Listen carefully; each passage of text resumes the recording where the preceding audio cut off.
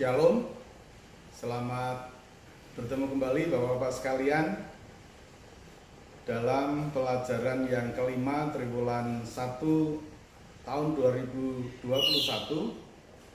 Sekolah Minggu Gereja Baptis Indonesia Cibubur kelas dewasa pria. Puji Tuhan kalau kita sekarang dalam keadaan baik dan selamat untuk kita belajar bersama-sama dari pelajaran 5 ini yang diberi judul bersikap tegas terhadap dosa. Mari kita berdoa bersama-sama. Bapa kami yang bertahta di kerajaan surga yang mulia, mengucap syukur bila pada kesempatan kali ini kami bertemu di dalam pelajaran 5 Sekolah Minggu Gereja Baptis Indonesia Cibubur kelas dewasa pria. Berkati kami semua agar kami dapat mampu menyerap semua firman Tuhan dan pelajaran hari ini, sehingga kami akan mendapat pengetahuan baru, sehingga kami mempunyai wawasan yang baru di dalam kehidupan kekristenan kami. Dalam nama Tuhan Yesus kami berdoa dan mengucap syukur. Amin. Bapak-bapak sekalian, tujuan pelajaran kelima ini adalah yang pertama, kita semua memahami bahwa gereja atau orang Kristen tidak boleh berkompromi dengan dosa. Yang kedua, kita semua menyadari bahwa orang Kristen atau gereja tidak berkompromi dengan dosa. Dan yang ketiga, kita semua dapat menunjukkan bentuk-bentuk ketidakkompromian kita dengan dosa di lingkungan di mana kita berada. Perikop yang diambil untuk pelajaran 5 ini adalah dari 1 Korintus pasal 5 sampai dengan ayat 1 sampai dengan ayat 13. Bapak-bapak sekalian, kali ini memulai pelajaran yang baru dari kitab yang baru setelah pelajaran dari pelajaran kitab Galatia sudah selesai pada pelajaran 4. Kita memulai dengan pemahaman baru atau pelajaran baru, yaitu di kitab 1 Korintus. Sekarang Paulus yang kita pelajari dari surat Paulus kepada jemaat di Korintus. Nah, Paulus menulis surat kepada jemaat Korintus ini bukan hanya sekedar bukan karena ada perselisihan di antara jemaat, tetapi karena adanya dosa yang dilakukan oleh seorang jemaat, yaitu praktek incest, di mana seorang anak mencintai ibunya. Mencintai tidak hanya sekedar sebagai ibu, tetapi mencintai sebagai kekasih. Dosa di atas, dosa incest, tidak saja dicela di dalam Alkitab. Bapak bisa melihat Imamat pasal 18 ayat 7 sampai 8 dan kitab Ulangan ayat 20 pasal 20 ayat 30. Negara dan agama-agama lain juga mencelanya. Sayangnya, gereja Korintus sendiri menganggap biasa-biasa terhadap dosa ini. Bisa diduga bahwa orang yang melakukan dosa ini adalah orang penting di gereja. Orang penting dalam arti kedudukannya barangkali statusnya cukup tinggi dan status ini cukup diandalkan, dibanggakan oleh teman-teman sepersekutuannya. Padahal sebetulnya pendosa seperti ini biasanya dihukum dengan dikucilkan. Tapi karena orang ini terpandang, maka gereja, jemaat gereja tidak menuntutnya, atau orang yang berdosa ini tidak dituntut dan tidak dihukum. Yang perlu kita pelajari sampai sekarang ini, apa yang harus gereja lakukan terhadap anggota-anggota gereja yang melakukan dosa menurut perikop ini. Pertama-tama pelajaran yang kita ambil di bagian pertama ini adalah di bawah subjudul bersikap tegas dengan cara mengucilkan. 1 Korintus pasal 5 ayat 2 demikian bunyinya. Sekalipun demikian kamu sombong, tidakkah lebih patut kamu berduka cita dan menjauhkan orang yang melakukan hal itu dari tengah-tengah kamu? Bapak Ibu sekalian, daripada memegahkan status sosial orang yang melakukan dosa itu, jemaat seharusnya mengeluarkan dia dari tengah-tengah persekutuan mereka. Dan itu yang dilakukan oleh Paulus ketika menemui ada jemaat yang melakukan dosa di tengah-tengah persekutuan mereka.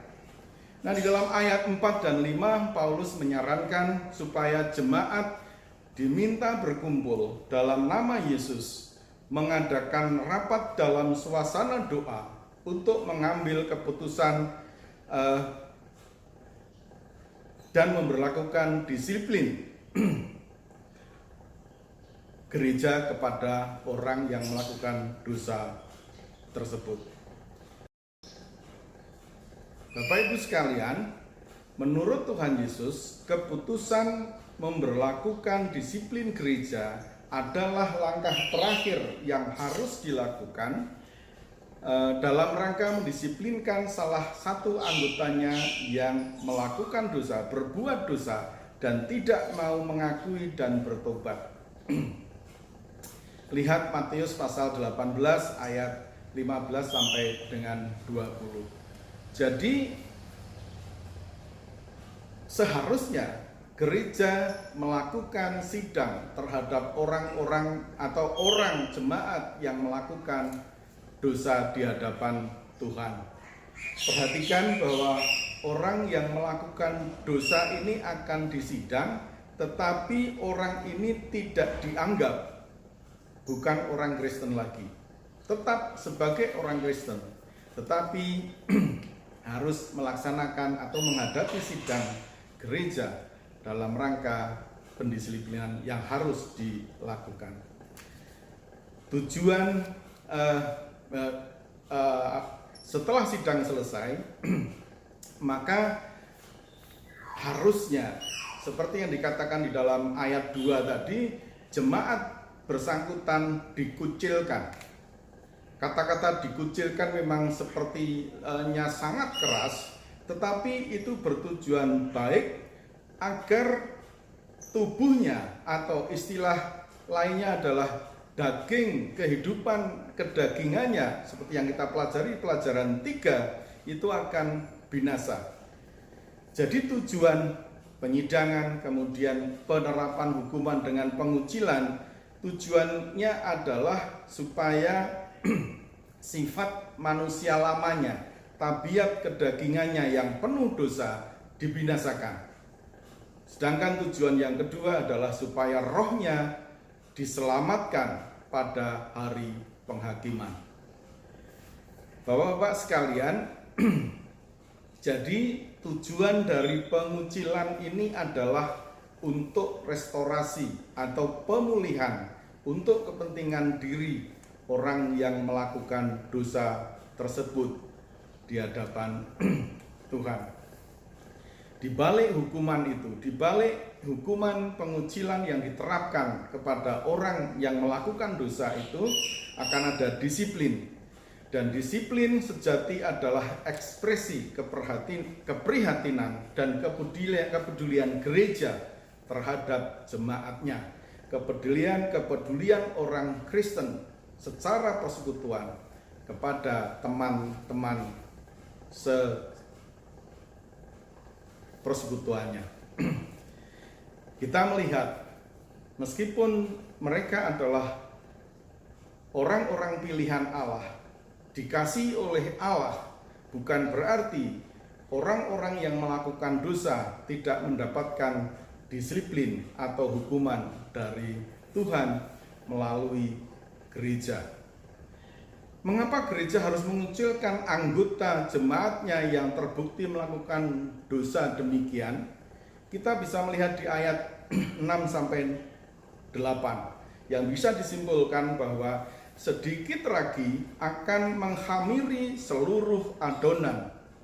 Maksudnya adalah bahwa tabiat jahat itu bersifat merusak dan menular. Tabiat jahat satu orang bisa menular kepada tabiat orang-orang persekutuan kalau tidak didisiplinkan. Perhatikan ayat 2 dan ayat 6, di mana di sana ada kata-kata sombong dan kemegahanmu telah melukiskan dengan tepat melarnya sebuah adonan karena ragi yang ada di dalamnya. Bapak-bapak sekalian, seorang pendosa saja cukup untuk mengotorkan sebuah persekutuan Kristen, sebuah gereja, seperti gereja kita secara keseluruhan.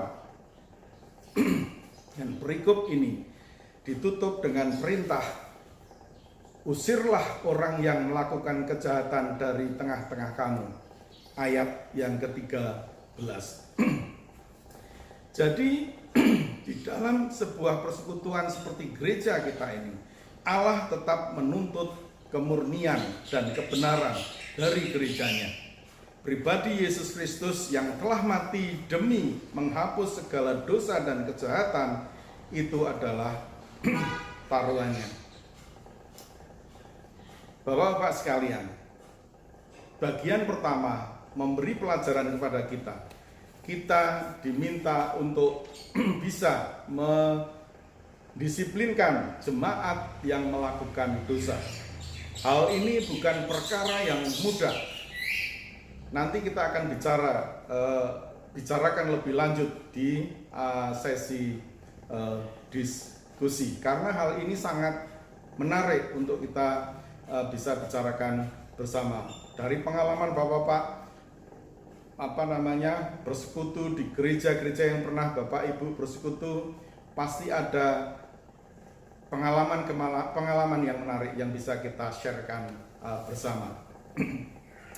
Bagian yang kedua, Bapak-bapak sekalian, apa yang harus dilakukan oleh gereja atau orang Kristen secara persekutuan ketika ada jemaat yang melakukan dosa?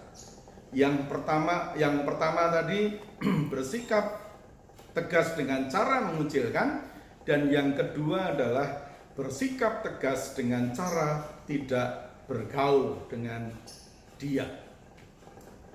Bagaimana teladan Yesus dalam menghadapi situasi seperti yang terjadi di gereja Korintus? Apakah harus dibiarkan orang itu, ataukah harus ambil tindakan yang keras? Dari bagian 1 kita melihat satu langkah yang harus diambil oleh gereja. Menurut saya ukurannya sangat keras, dikucilkan, dipinggirkan, diberi peringatan, hukuman, supaya dia bisa meninggalkan kehidupan kedagingannya dan kembali kepada jalan yang diberikan oleh Tuhan. Ayat 9 sampai 11, Paulus meneladani Yesus yang tidak melarang orang Kristen untuk bergaul dengan orang-orang non-Kristen. Entah mereka cabul, kikir, tamak, penipu, atau penyembah berhala. Ayat 9 sampai 11, untuk meyakinkan kita semua, mari kita baca bersama-sama. Dalam suratku telah kutuliskan kepadamu supaya kamu jangan bergaul dengan orang-orang cabul. Yang aku maksudnya bukanlah dengan semua orang cabul pada umumnya dari dunia ini, atau dengan semua orang kikir dan penipu, atau dengan semua penyembah berhala. Karena jika demikian, kamu harus meninggalkan dunia ini. Tetapi yang kutuliskan pada kamu ialah supaya kamu jangan bergaul dengan orang yang sekalipun menyebut dirinya saudara adalah orang cabul, orang kikir, orang penyembah berhala, pemfitnah, pemabuk, atau penipu. Dengan orang-orang yang demikian janganlah kamu sekali-sekali makan bersama-sama. Bapak-bapak sekalian, ayat 9-11 memberi petunjuk kepada kita bahwa intinya orang Kristen tidak boleh menjauhkan diri dari dunia seperti dilakukan oleh beberapa sekte atau beberapa aliran orang Yahudi. Kita harus bergaul dengan orang-orang dunia ini. Karena orang Kristen harus menjadi terang dunia, bukan terang gereja, dan harus menjadi garam dunia, bukan garam gereja. Jadi intinya adalah kita bahkan dianjurkan untuk atau dibolehkan bergaul dengan orang-orang non-Kristen yang memiliki sifat-sifat tidak baik seperti yang sudah diungkapkan di depan tadi.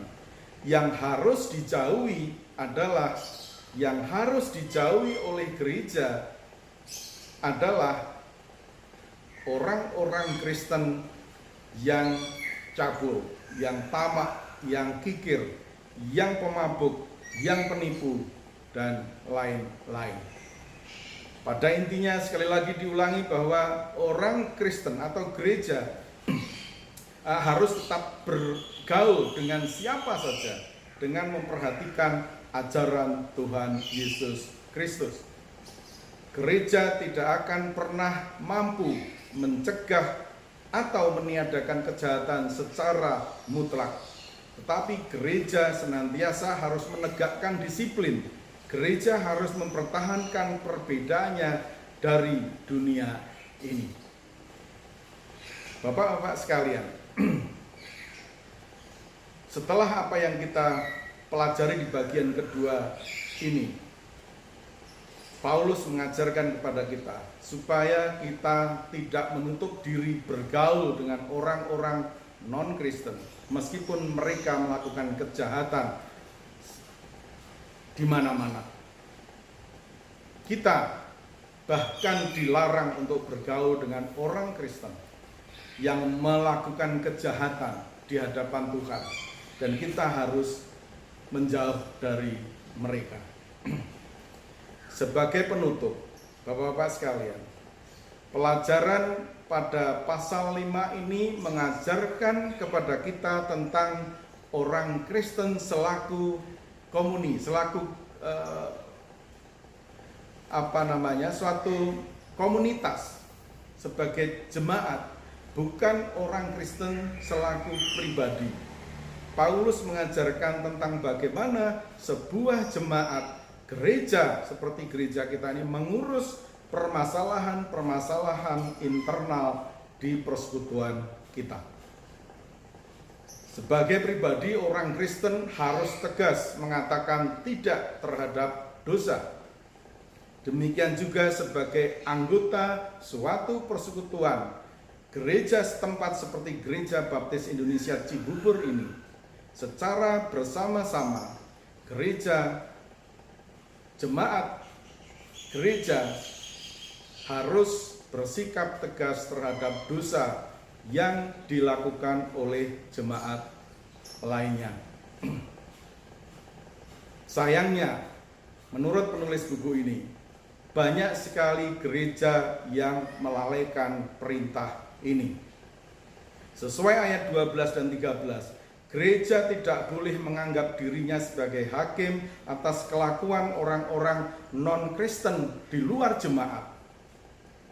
Sebaliknya, gereja bertanggung jawab dalam penghakiman terhadap orang dalam atau jemaatnya sendiri.